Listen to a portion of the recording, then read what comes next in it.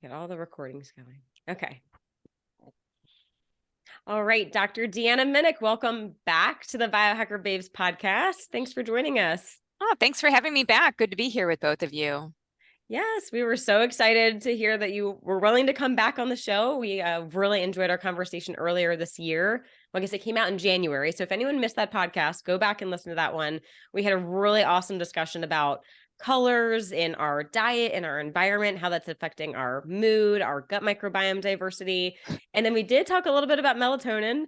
We started to unpack a very deep conversation on melatonin. So today we're going to jump into a little bit about melatonin, and then get into more women's health and hormones, because people are always wondering, like, how do I get through this hormonal transition optimally?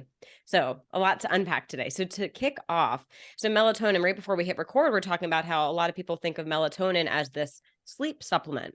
And it's not necessarily to initiate sleep, but to regulate sleep, right? It plays a big role with circadian rhythm. But there's a lot going on with the antioxidant properties, the immune properties. And this is actually a perfect discussion for me today, because for anyone that knows my voice can probably hear, I'm actually fighting a little bit of a cold. Oh. So I put on blue today because I think blue is supposed to be good for immune. I'm also kind of playing around with some melatonin for the immune side of things. So let's jump into what else is melatonin doing while we're sleeping with the detox, the immune components. Yeah, it's so interesting how melatonin has been associated with sleep and, take more melatonin and you're going to sleep better and faster. I think that sleep is probably one of the lower tier indications for melatonin. Truly, it's a circadian biology regulator. So it is a hormone that is released from the pineal gland, and it's released during darkness. And so it's initiating and it's helping us to regulate our clock genes throughout our entire body, actually. Like at the cellular level, it's programming our cells to be in concert with that circadian rhythm that is tethered to other hormones as well. We're run by the sun and we're run by darkness. So it's helping us to stay in that alignment. Now, a lot of other body systems are also in that alignment, specifically our immune system, our inflammatory immune system. And what's really interesting about sleep, many people have questioned over the years, why do we fall asleep? What's the point of sleep? And, some people say, well, it gives the mind a rest. It gives the brain the ability to process and consolidate memories. And, there's kind of the psychological aspect, but then there's also the pure physiological aspect, which is when you're sleeping at night, it gives the brain a chance to rest in a very physical way. So what happens is the brain cells, the nerve cells start to change a bit to allow for the convection of toxic amyloid peptides and other types of compounds in the brain, and to shuttle them out of the brain through the glymphatic fluid. Now, this is somewhat of a newer concept, although not completely brand new. We know that the glymphatic fluid and that flux is more active at night. And so it appears from some very early, I would say, preclinical research, because it's very difficult to do that kind of work in humans, that melatonin may actually be playing a role in the transport of these amyloid peptides from the brain into the glymphatic fluid. So what's interesting in that way is that, melatonin flexes in its chemical configuration. So it's fat soluble, it's also water soluble, so it can cross the blood-brain barrier. So it makes perfect sense to me that it would be active in something like transporting toxic metabolites out of the brain, because it has the ability to be water soluble and fat soluble. So it's seen as, having those properties and therefore giving it this function. So I think that that's kind of neat. And, just to think that, wow, we could be taking melatonin, or at least looking at our melatonin production by way of just helping our brain to detoxify better. And is that, I'm already, go ahead. Oh, is that the connection with maybe some of the research on dementia and melatonin? It's thought that, Yes, you two are syncing up. Yes. And so helping the brain to, exactly, because you're connecting the dots with the toxic amyloid protein, right? So amyloid beta being one of the hallmarks of Alzheimer's disease, as well as hyperphosphorylated tau proteins. So some of these things, they're just building up and then they need to clear. Insulin helps us to clear. So during the day, we're trying to manage that with insulin. But at nighttime, when we're not eating, I think that what happens is melatonin steps in and perhaps other compounds as well to help to facilitate that process. And what's also really interesting, just to add to the mix, when I say other compounds, it looks like there's one study that came out fairly recently in which they showed that melatonin production was highest at 2 a.m. compared to some of the other time points at night or in the early morning. And what was also tracking very high at 2 a.m.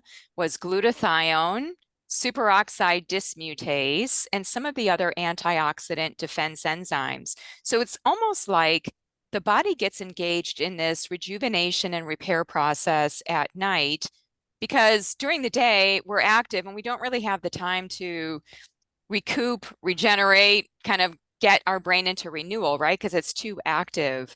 So it's kind of interesting to me that glutathione seems to be connected as well, or at least tracking at the same time with melatonin. And we know that glutathione is a very powerful antioxidant, very good for a number of different things related to detoxification. Yeah, that makes sense. The 2 a.m. because it's 10 p.m. to 2 a.m. is more of the physical rest. And then we switch over more into the brain rest and taking out the trash, correct? Yes, that's a good way to say it. Yeah, brainwashing With, is what it's been referred to, even in the literature, the right? good kind of brainwashing. Yes, exactly. I'm curious with melatonin, just to go a step further with dementia, Alzheimer's, if you're seeing maybe a genetic component for people that have ApoE3 or 3-4 or just the 4, is there a connection on levels of melatonin? Are we seeing more or less in people that are predisposed to those neurodegenerative conditions overnight? Is that something that you've looked at? Well, we know for sure that there's a connection between Alzheimer's disease risk and sleep disturbance, that there's a connection there. I think that the connection further on with melatonin hasn't really been, I would say, foundationally, causally been connected in, but we can kind of infer that there's something going on here, because if we look at Alzheimer's disease and even other neurodegenerative conditions like Parkinson's, we see that there's a strong inflammatory component. And one of the things we know as well about melatonin, especially phytomelatonin or plant melatonin, is that it's highly anti-inflammatory. It's pretty robust, and it's also very potent in its antioxidant capacity. It's produced by the mitochondria. So the mitochondria is often seen as that nexus point for our nervous system, right? Our nervous and metabolic systems. So that starts to go awry in neurodegenerative conditions and even some of the autoimmune conditions like multiple sclerosis that have that nerve interface. So I think we can more or less loosely infer that there is a connection although, we don't know for sure that there's a causal link, that low melatonin throughout one's life is the main factor. It might be one of the contributing factors along with a number of other things like diet, lifestyle. How do we actually express our genes? How do we deal with melatonin in our bodies? Are we plummeting earlier in life than is the normal curve, right? Because we produce a lot of melatonin as a child. And then like a roller coaster, it starts to come down with puberty, middle age. And by the time we hit our mid 50s, we're in the ditch. We're in the ditch on our melatonin that's produced endogenously. That's not what we're taking in, but endogenously, what our pineal gland is producing. So if you look at the rise of a number of those chronic diseases, things like neurodegenerative conditions, things like even cardiovascular disease or changes that are related to hormones, we start to see that those are on the increase. So I think melatonin is part of the big picture, together with declining estrogen in women, declining progesterone, declining testosterone, adrenal hormone imbalance. I mean, hormones are like a web. So if you start to change melatonin and you're tugging on that part of the web, you're going to be tugging on the web of other hormones as well, because they're also orchestrated through the circadian rhythm. thyroid hormone in those early morning hours, cortisol in the early morning together with testosterone. So we have this very delicate web. And once we start to pull on one of those hormones because it's dysregulated, because let's just say like we have darkness deficiency. So we have all this artificial light exposure at night. Now we're changing melatonin. Well, then that's going to shuffle on through. And now we may have changes in cortisol, testosterone. We might have greater depletion or dysregulation. So, hormones are communicators, right? There are emotional sensors. They tell us how we're connecting into the environment and communicating. And, I think that artificial light is one of the biggest endocrine disruptors that is societally accepted.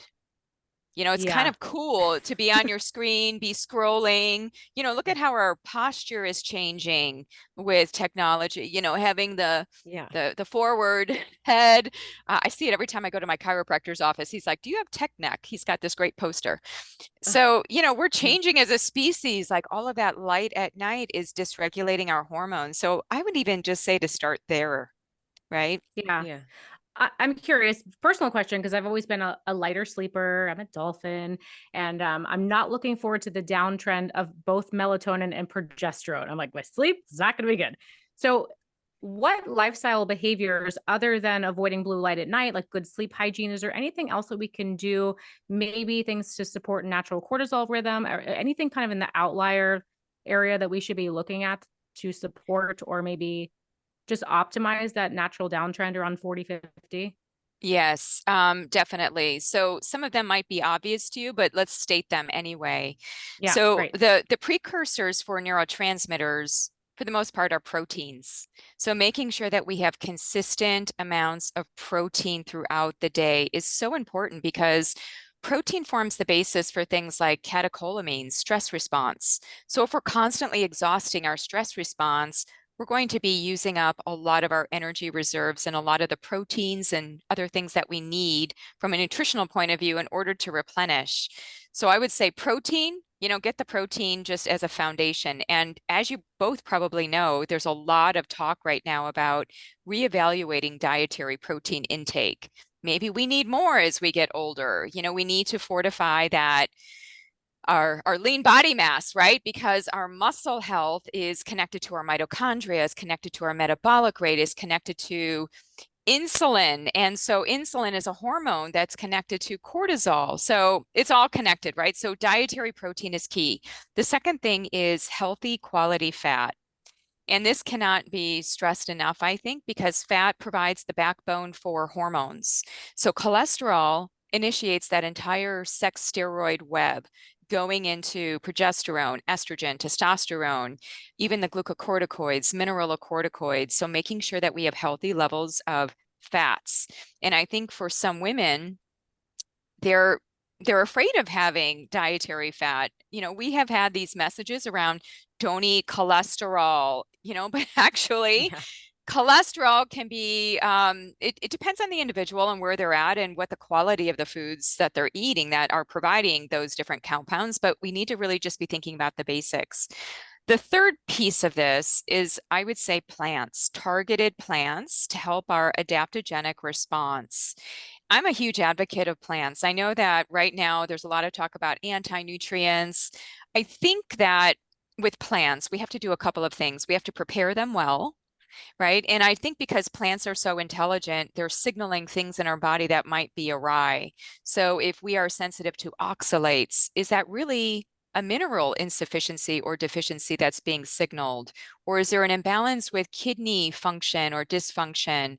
If we have issues with lectins, like in legumes, is it because we didn't cook the beans well enough? Do we have dysbiosis? Do we already have leaky gut and autoimmune conditions? So it's kind of like adding gasoline to the fire, right? It's like, so I think that cooking and preparing the food, but these plants are informing us in our stress response. And certain ones, especially things like maca phenotypes that are very specific. And what I have come to know about maca is that you get colors of maca.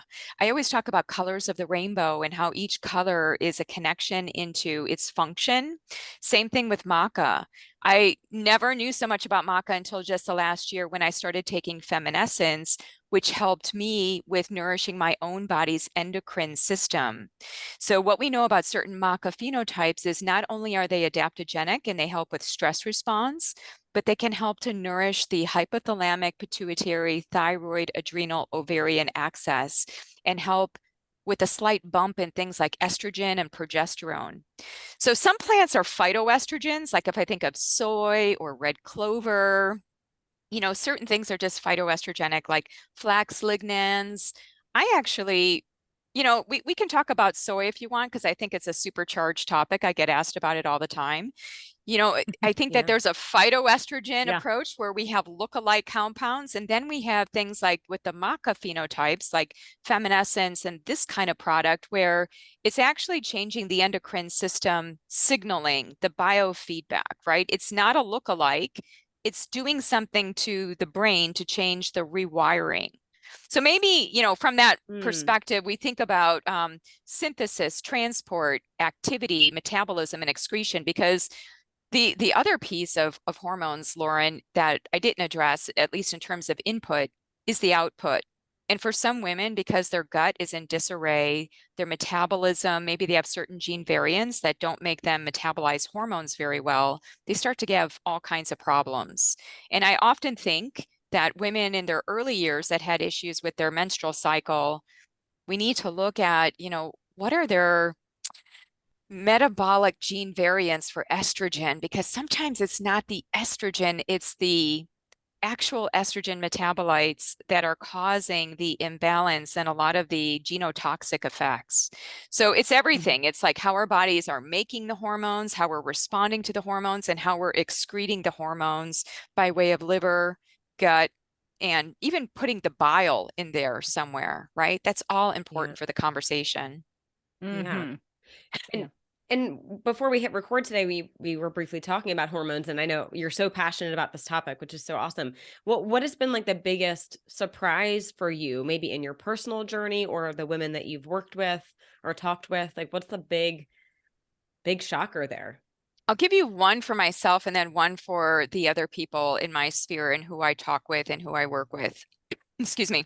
For myself, I mean, since I was a child, so unlike you, Lauren, I've always slept like a rock. Like literally, I could have. Amazing.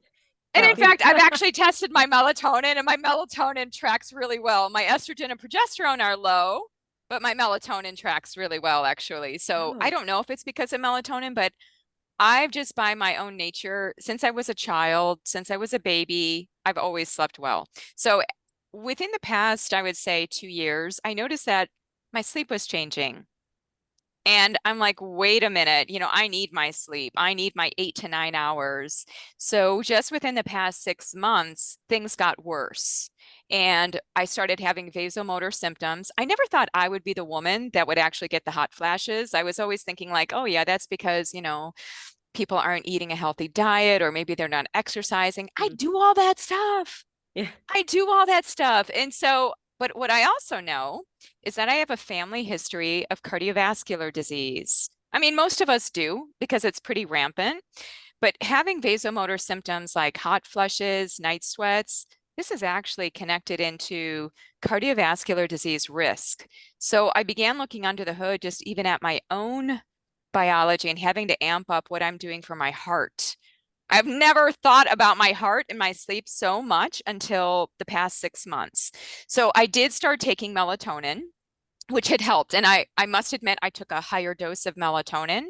I took Herbatonin I took 6 milligrams. So I took 2-3 milligrams. Normally I'm advocating like low dose for people, except there may be some times when you've got more in the way of potholes in how you're operating, right? Like where you actually need a little bit more replenishment. So I'm saying that for myself, not for other people. And it's nothing that I'm doing like every day. I'm not doing a high dose, but I just feel like I needed more of that anti-inflammatory support, and it helped me significantly. I also decided to make the decision to go on bioidentical hormones. So doing things like not oral estrogen, but transdermal estrogen, and also taking micronized progesterone. I felt like one of the other things that I was hearing from a lot of women, because I have a circle of women friends that are in their 60s and 70s, and their biggest complaint was their bones. And if I think about it, like within the Really? 3 to 5 years of perimenopause, a woman is losing a significant amount of bone mineral density, right? It's Yeah. going down, and it continues to go down. So this will plague her for the rest of her life. So I was already doing a number of things to help me, like the Feminescence, which has known bone mineral density effects. Like I was eating a healthy diet full of plants that would help me with phytoestrogens. Like I was already checking these things, but also knowing that I have a history of osteoporosis in my family and osteopenia. I've already had a DEXA. I just have started to think more long term. And listening to these women that are now complaining about musculoskeletal things, it's not hot flashes for them. It's like, no, my aching bone. And these women are healthy. These women have been active. Now, they might be a little bit more on the slight side, like where they have a more petite frame, or, again, they're just more active. You wouldn't anticipate that these women would have issues with bones. But, now they're saying, like, oh my goodness, if I would have known what I know now about my bones, I would have gone back and done things differently. So I'm being proactive at 52 to kind of be sure that I'm filling these potholes, addressing things from a plant perspective, and having to pivot. Sometimes through the perimenopause, it's like this. Estrogen and progesterone are like, they're low, but they're still like, kind of irregular. So sometimes you have to pivot. And I had to do that with the Herbatonin that I was taking for sleep. I needed to pivot to a higher dose.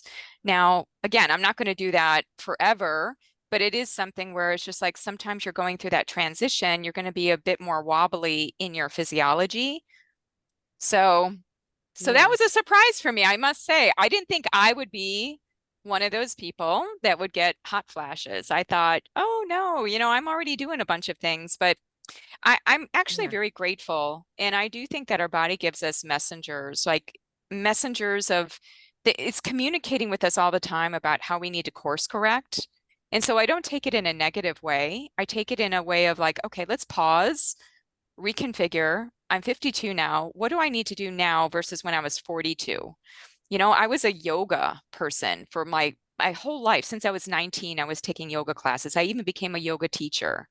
Now I realize yoga did not help me with my bone strengthening. It helped me to be flexible, but not strong in the way that I now need to focus. So I need to pivot. I'm doing more strength training. So across the board, my whole life is changing through the perimenopause and showing me what I need to do to prepare for this next phase of the rest of my life.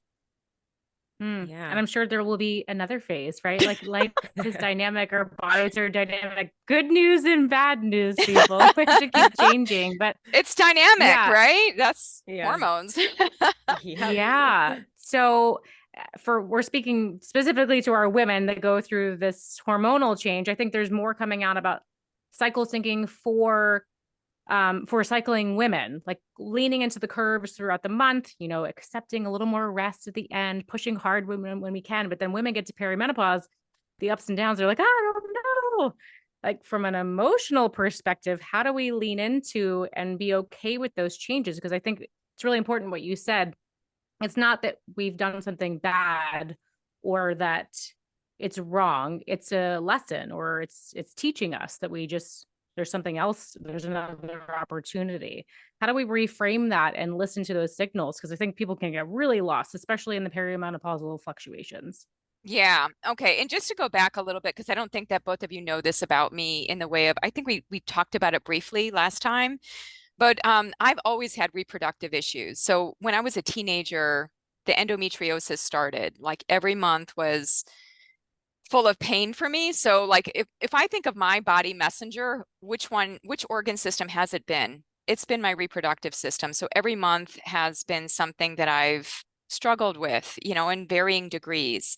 So one of the things that came in for me in my late 20s and into my 30s, when I was really at the peak of experiencing some other issues related to the endometriosis, like I had a blocked fallopian tube. And, I have to say that I was if we look even psychologically, I was used to operating in a very, I would say, assertive, scientific, heady way about my body. You know, I spent a lot of my years in school. Everything was in the head. It wasn't, I mean, I was always very heart-centered, but my head would override a lot of that.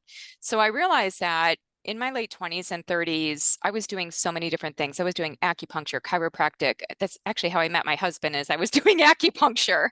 I was doing, goodness gracious, energy healing. I mean, you name it. I've done Mayan abdominal massage. I mean, I was exploring everything because I was still having these issues with my reproductive tract.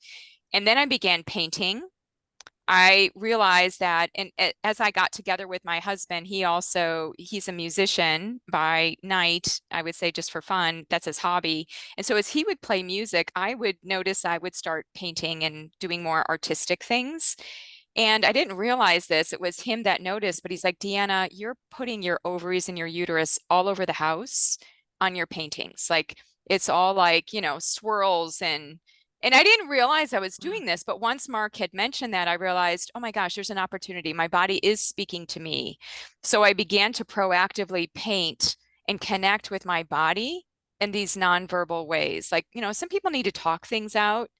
I'm not a talker. I think I'm a visual person. I love graphics. I love imagery. I love art. And so I needed to paint out what I couldn't get out by words. And eventually I resolved a lot of my reproductive issues. But you know, it wasn't just the art, it was probably everything combined, right? But eventually I got to a really good place. So then I had this great period, and then all of a sudden perimenopause hit. So then it's like, whoa, like I gotta go through all this again. Like I have to recalibrate. And like, so what I would say to women out there that are kind of looking at this transition in their lives. And I know for women, it's starting earlier. It's starting in their 30s, not in their 40s, right? Or any kind of menstrual dysregulation. I kind of feel like it's a call to really be in our creative self in a very heightened way. And even for me going through perimenopause, I need to figure out, you know, what is my particular emotional, mental platform now? Is it the same art that I was making? I don't feel like it's that. It's changing. So I would say for all women, as they move from their reproductive creative years in their physical body into their, I would say, less physically creative and more mentally and emotionally creative years, like the 40s, 50s, and beyond, like, what is that book that you want to write that has been gnawing at you? Is it the memoir that you finally feel like now it's time, you're ripe for it? Kids are out of the house, you've got some alone time. Is it more journaling? Is it being together in a women's group and sharing in community? I was talking with my mom the other day, and she's in her mid 70s, and, you know, just even thinking about like, she's redefining her purpose and meaning, right? Like we constantly need to redefine purpose and meaning whenever we're feeling kind of like that lost sense of not being anchored in. Like it's a call to explore and discover. And sometimes it's pretty tumultuous. I'll give you that. It's not always, you know, sometimes it's a tsunami, and sometimes it's like waves in the ocean, and sometimes it's like a rolling, just a ripple effect. For every woman, it's going to be very different. So we just, you know, how can we honor that? How can we try out different things to see what really resonates for us? Yeah, yeah. Good content for some painting. Yeah, yeah. I Well, love yeah, the you don't know what's going to creative come out. side. Yeah. Yes. And actually I just finished Dr. Isabella Wentz's book, The Adrenal Transformation Protocol, and she has Mm, a whole section about creativity and how like that is part of the healing process, whether it's painting, journaling, writing, dancing, whatever that is. But I love that she includes that, because it's like, okay, yes, yes, eat the diet, do the exercise, take the supplements, but what are you doing to be creative on a daily basis? And I think that's absolutely. overlooked a lot for women. So I love that you bring that point up. So cool. And the purpose too. I think I heard you speak, maybe it was on a podcast or something, about the importance of purpose. And I think you said if we could bottle it in a Yeah, I did supplement, say that. yeah, if you could bottle purpose in a supplement, it would maybe be the number one thing. And even all the blue zones, right? They all have a purpose. They wake Purpose. up every morning. They know why they're here. So how do we help people discover their purpose more? Do you have any tips for that? You know, I think sometimes it requires getting a coach. Sometimes you can't Yeah. see out of yourself, right? You've got blind spots. And even for all of the health practitioners out there who are like, oh, I know how to do this, I teach other people how to do it. Sometimes you just need a coach. And you need to try on different kinds of coaches. You know, sometimes your friends are great and supportive, but, you know, they're not the ones that are going to be kind of getting you to like challenging you in certain ways. Some friends will, but I do think that a coach with a structured process of self-discovery can be really important for that. And creativity to me is part of healing, right? I mean, we used to call it the healing arts, but now we call the aspect of healing like private practice or clinical practice. And to me, it's an art. There's a science, there's an art there.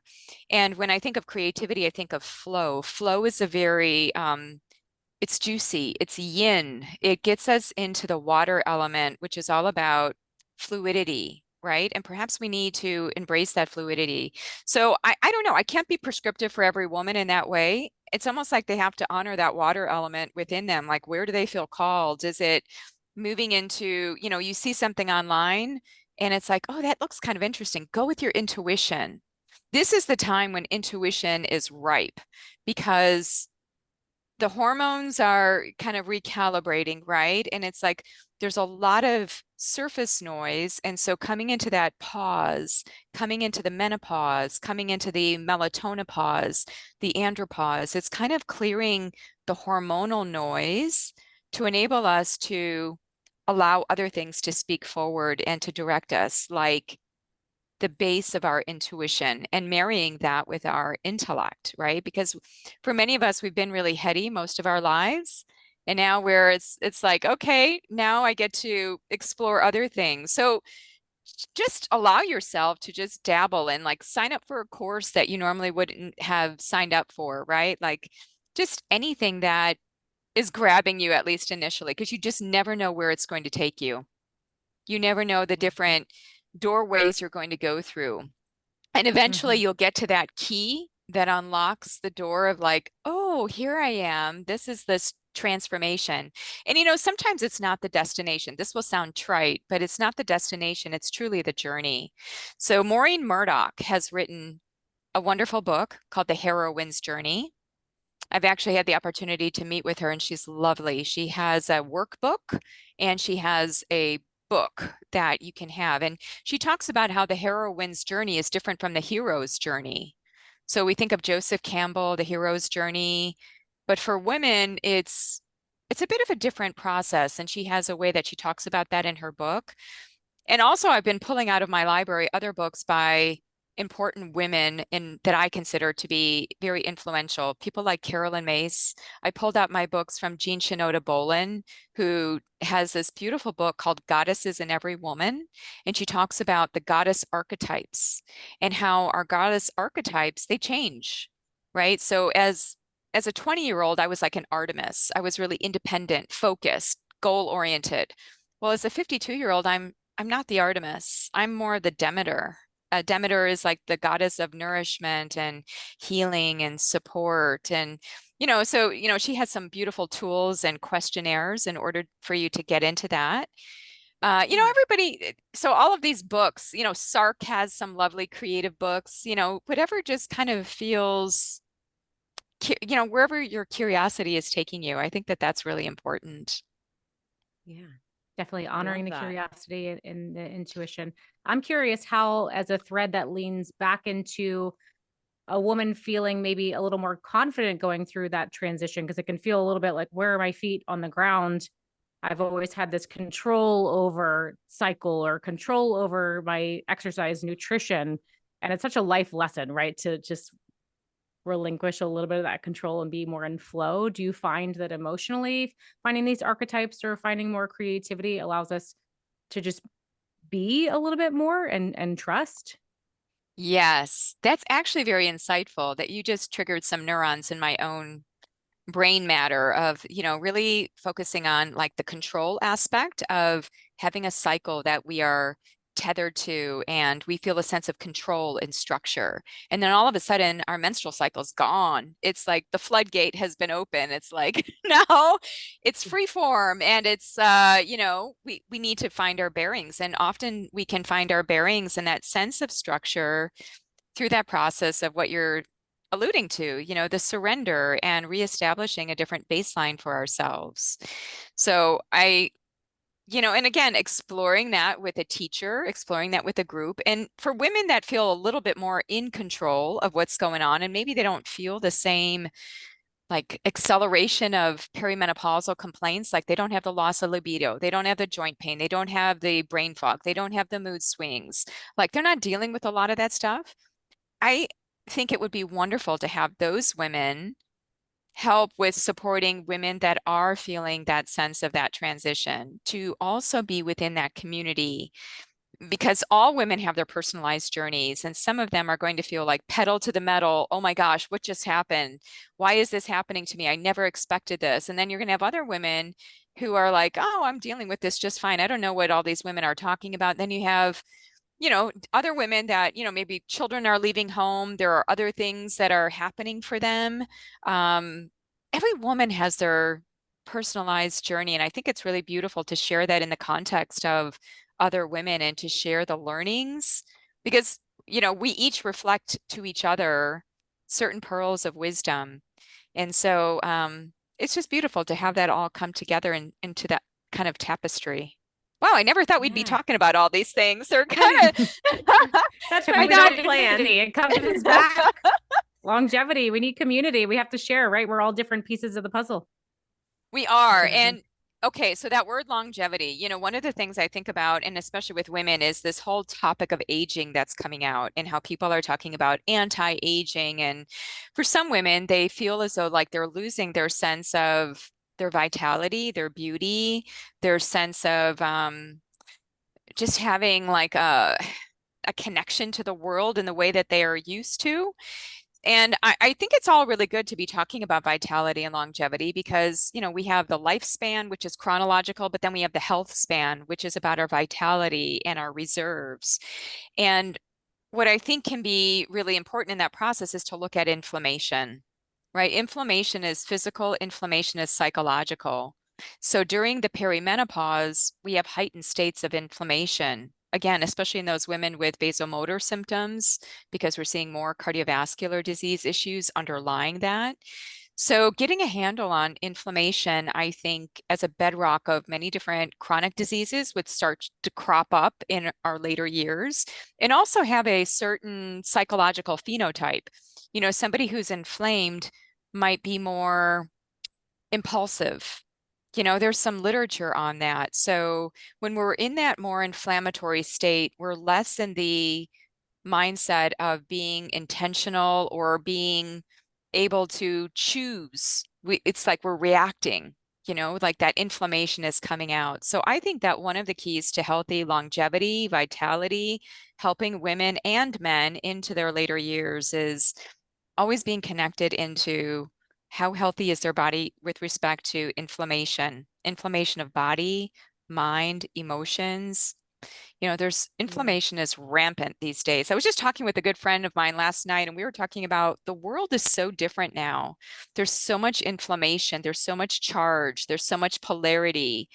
And so sometimes we can take that on and we start to feel it in our bodies. We go to the grocery store, or we're in traffic, or even through our work life.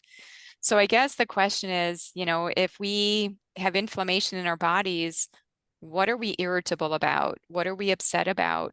And I would say, to your point, Lauren, how can we be more bring in the water element to complement the fire element in order to flow, surrender, and be a bit more accepting in that moment of time? And also cool off inflammation. Sorry, I have this thought. When I see really angry people, I'm like, oh, you must be inflamed, right? Because we don't subscribe to the monoamine theory anymore, where it's just neurotransmitters. Neurotransmitters are downstream of the immune system and inflammation. So when I see angry people, I'm like, you need an anti-inflammatory diet. That's right. Like, and some people get angry from angry people. It's like the fire spreads. So to be Oh, really sure. Yeah. conscious and conscientious, like somebody cut you off in traffic, like rather than carrying that on into a bad mood through the day, it's like, don't let the inflammation spread.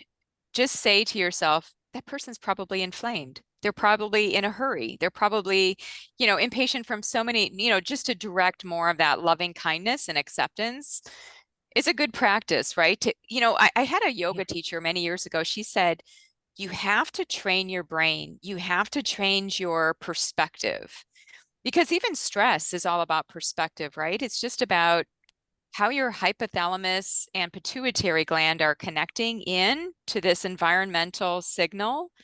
The amygdala is, ramped up with something and you can control it like through your perspective. Now, that doesn't mean we should be Pollyanna-ish and just positive all the time for the sake of being positive. I think that we also need to flow with and just let things out. But then also, I think I recall Carolyn May saying this in one of her interviews a long time ago. She's like, it's never that I am not getting angry. It's that I'm actually coming back from the anger quicker. Right. So it's like you acknowledge the emotions, you let them flow through so that they can dissipate. Like you can actually come back like a rubber band to your original state faster. This is resilience. This is actually a term in the literature we know as resilience, right? Like as we get older, being that our brain and our behavior have been shaped over the years, we need to find ways to become more resilient. Sometimes we can even do that through the help of plants, adaptogens, again, back to them to help us. Yeah. And, and cold plunges and cold exercise and plunges, all kinds sauna. of, that's right. That's right. Yeah. It's all, Although, how quick do we recover, right? how quick do we recover and shortening that time frame every time. I mean, to me, that's successful aging. When we have this huge gap of like getting inflamed because of an interaction with a person and then not being able to recover for 3 days, like the more we can shorten that next time, because it's not like we're never going to have an outburst or an angry episode or something that triggers us, but let's not let the trigger take our power, right? Like look at it, feel it, work it through, and then collapse that into like present momentness of our completion and like where we are at that like full state of physical, emotional, mental, and spiritual unity. Yeah. Easier said than done. Easier said than done. It's a practice. Yeah, this is actually really funny timing. I'm watching this show on Netflix. Actually, Lauren recommended it to me called Beef. I don't know if you've heard of it, Deanna. I think I've 10 heard of it. hours of anger.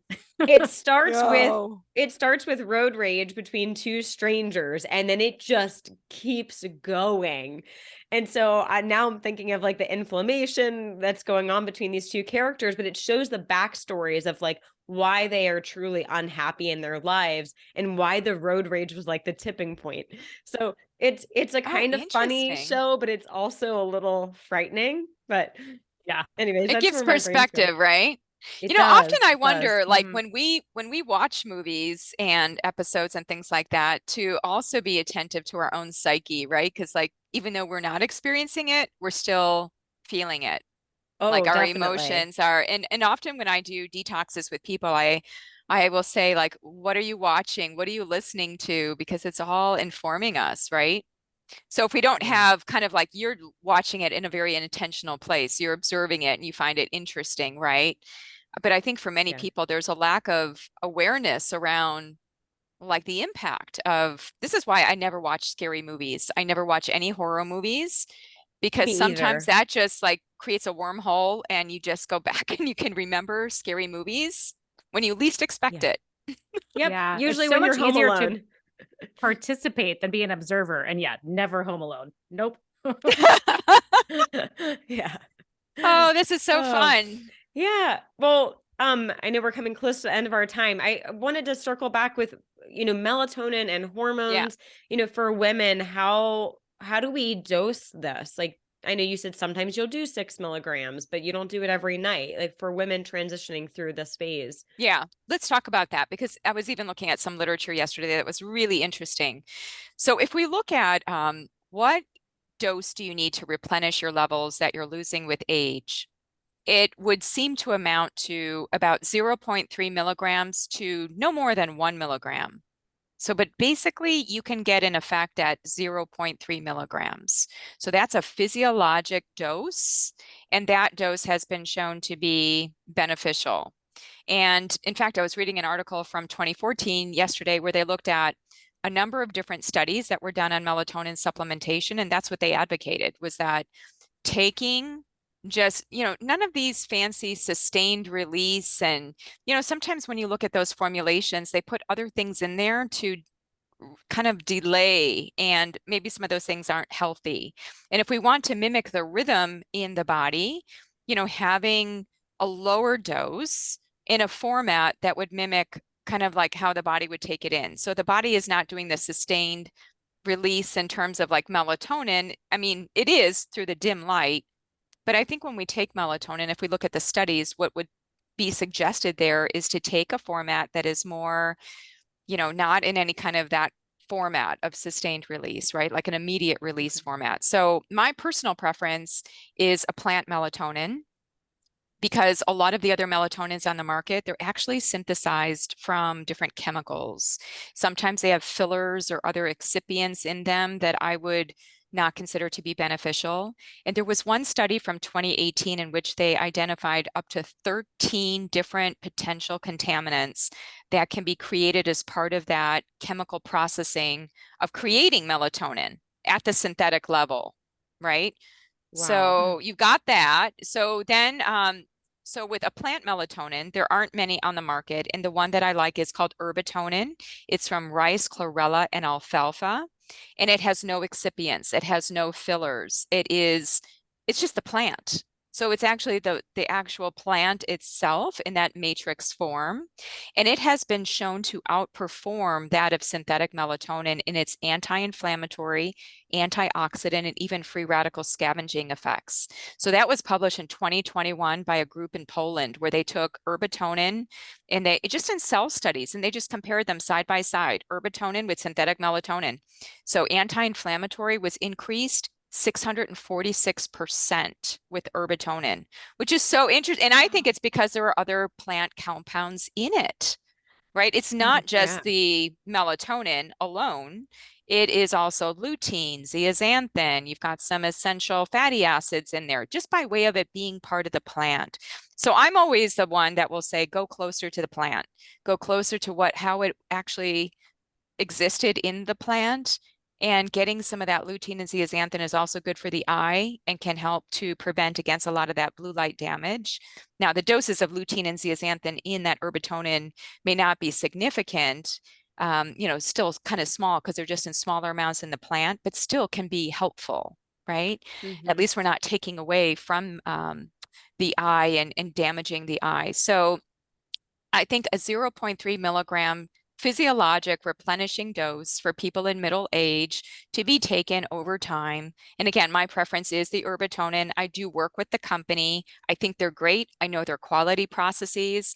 I know how, you have to sometimes know behind the scenes in terms of the integrity of how something is done and how it's manufactured, all of those things. And I've been in the dietary supplement industry long enough to know that there can be many steps where things go wrong. So overall, that is my preference, is to have herbatonin because of its ability to outperform that of synthetic melatonin. And it's a super small capsule. It's teeny tiny. So it's not 0.3 in it's one 0. capsule. Correct. It's 0.3. Amazing. I thought I had some on my desk here. I don't. I have it downstairs by the rest of my supplements. But yeah, super tiny capsule. And you would just take it like an hour before bedtime. Okay. Great. Yeah. Great information. Thank you so much. Absolutely. And if you want, go ahead. Well, I just wanted to say too, if you all need more resources, we published a review paper back in September 2022, and that would give your listeners a lot of the information about format, dosing, the different, terms that are used in terms of melatonin. Some people ask me, can I eat enough like pistachios or cherries to get enough melatonin, right? And we know that the amount is so minute in those foods and it's not standardized like you would have in a supplement. So anyway, if that's a value, you're free to to share it. Definitely. Thank you so we'll much. definitely link to that. Amazing information. I'm so sad that we have to ask our last question, but quickly, can you leave our audience with the one final piece of advice? Something they can start doing today? I'm going to go with honor your hormones, honor the emotional aspects of whatever is bubbling up for you. So not to see that, I think for much of people's lives, they kind of lament their menstrual cycle. They kind of lament, they're like, oh, it's just my hormones. How can we see our hormones as like our biggest, brightest messengers to our emotional wellness? And to do that in whatever way feels really good for you, like your sweet spot of like, what does it mean for you to be creative? Does it mean, listening to music? Does it mean drawing, doodling? Does it mean coloring in a coloring book? Does it mean playing with animals and pets? And, just everybody has their own creative DNA. So I would say honor those hormones. You never know where they're going to take you and what kind of beautiful creative expressions that you can unfold as part of that process. Oh, that's beautiful. It's I think our hormones can be our superpowers. We just have to yes, accept it and lean into it and find the beauty in all of it. We should make that the title of this podcast. Hormones can be our superpowers. I'm going to coin that from this podcast going forward, Renee. Excellent. You made our lives easy. The title is always the hardest part. Thank you so much. Can you tell our audience where they can find more of you? Sure. They can find more about me on my website, deannaminich.com. And if you are interested in the Herbatonin or the Feminescence or anything else that I've talked about, symphonynaturalhealth.com would be the website to go and read more about the studies are there. And, you can look through that a bit more. So yeah, hope it was helpful, everyone.